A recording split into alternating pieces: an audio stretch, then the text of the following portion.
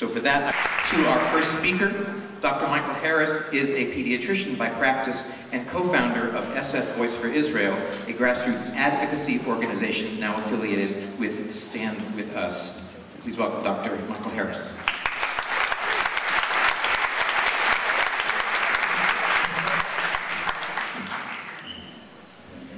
Thank you, Peter.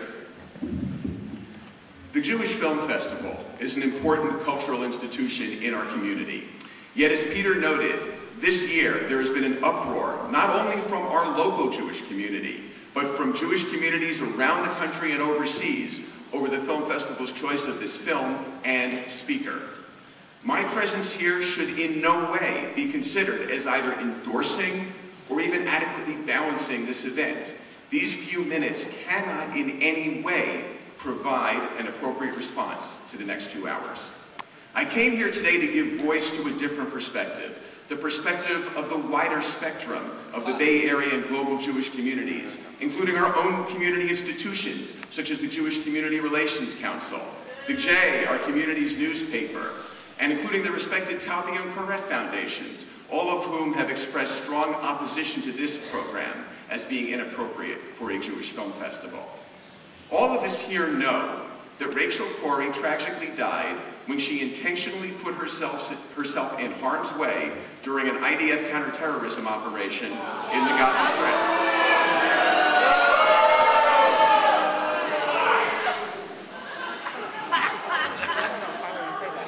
But many of us don't know the names of other young American victims. Abigail Lytle, a 14-year-old Baptist girl from New Hampshire, murdered when a suicide bomber blew up a bus in Haifa on March 5, 2003. David Gritz, age 24, Benjamin Bloodstein, age 25, and UC Berkeley student Marla Bennett, age 24, all murdered on July 31st, 2002 by a suicide bomber in the cafeteria at Hebrew University.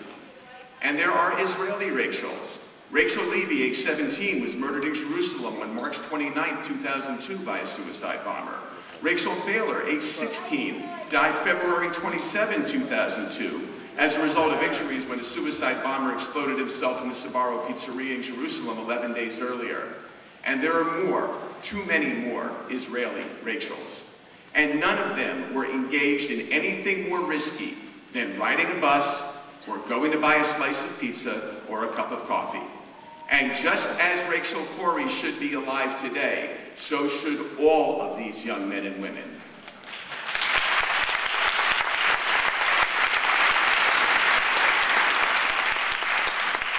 They were all murdered before Rachel Corrie went to Gaza. That's why the young IDF soldier was operating that bulldozer in Rafah. It wasn't too much. Have you ever been there?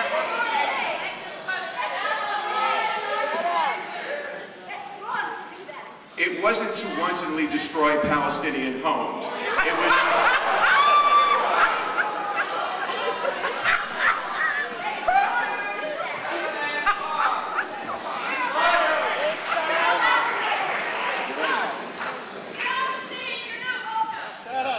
You need to be respectful. Please let him finish. Don't lie. It wasn't to wantonly destroy Palestinian homes. It was to destroy the tunnels used to smuggle explosives for murdering Israelis.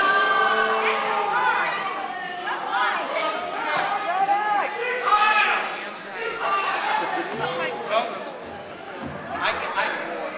I gave a warning at the beginning that each element needs to be respectful. If we cannot do this for Dr. Harris, we can't do it for the film, okay?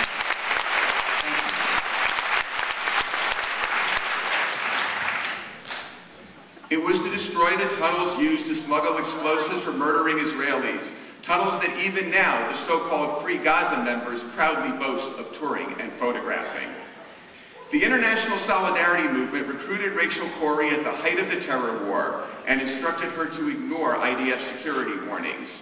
You will hear that they are a peace group. You won't hear that ISM defined peace in a 2003 press conference as the destruction of Zionism and the Jewish state. You will hear that ISM supports nonviolence. You won't hear that ISM collaborates with terrorists, including Hamas, and even aided the terrorists. and even aided the terrorists who took over the Church of the Nativity in 2002. Not true. True. Nor will you hear that ISM leaders called suicide bombing noble and that they support terrorism as legitimate armed struggle. And as ISM co-founder George Rishmawi said, if some of these foreign volunteers get shot or even killed, then the international media will sit up and take notice. They have used Rachel's accidental death to accuse Israel of intentionally murdering innocents. You're a doctor? Yeah.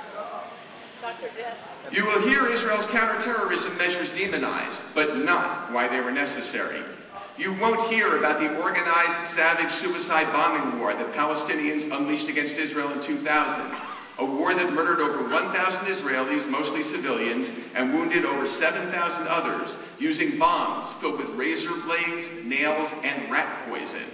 A war fought not for a Palestinian state that Arafat had already rejected, but against Israel's very existence. And you will not hear about another foreign volunteer who was killed near Gaza. Carlos Chavez, a 20-year-old from Ecuador, was shot in the back while he planted potato seeds at a communal farm in Israel, about 100 meters from the Gaza border. His murder occurred on January 15, 2008, 2.5 years after Israel had completely withdrawn from Gaza. His crime was simply being in the state of Israel, the same crime for which the Hamas Charter threatens all Israeli Jews with death. You won't hear about the incessant anti-Semitic incitement that pervades Palestinian media, schools, and mosques, instilling hatred of Jews, celebrating those who kill them as heroes and martyrs, and denying Israel's very right to exist. You won't hear about the founding document of Hamas, which they still stand by today, and which openly calls for the murder of Jews everywhere. I have copies of excerpts from their charter right here, but it's easy to find online. You won't hear about the 8,000 rockets. Okay, your time's up. Time. You won't hear about the 8,000 rockets that have been launched from Gaza into Israel, a small country just the size of New Jersey. You won't hear about a Palestinian leadership that has failed its people miserably by using the billions they have received in foreign aid to build bombs and rockets rather than schools and hospitals. This episode should lead to some serious and thoughtful discussion about the role and the responsibility that a Jewish film festival should take within our community. A Jewish film festival should not be presenting a film and speaker that demonize Israel and that are being...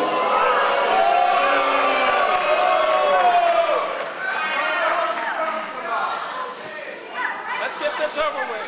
and that are being co-sponsored Sit down. and that are being co-sponsored and promoted by groups such as Jewish Voice for Peace and American Center.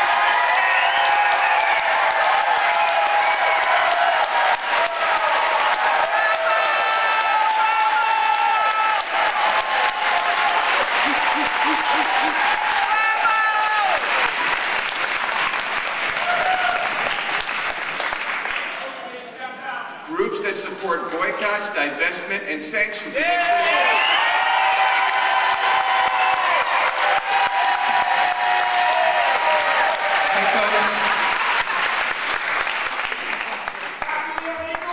Enough already. Or, as American Friends Service Committee did,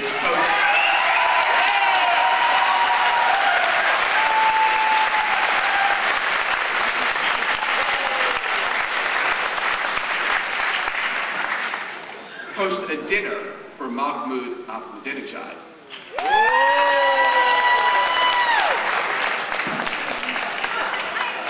Or perhaps even attract an audience that would applaud them.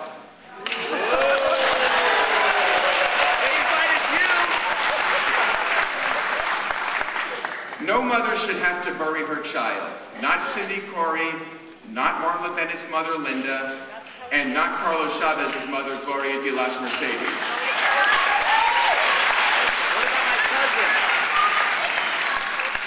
As you watch this film and hear from Rachel Corrie's mother, remember how much context is completely missing. Above all, remember the mothers of all the other Rachels as well, and the price they have had to pay simply for being Jews living in the only Jewish country in the world. Thank you.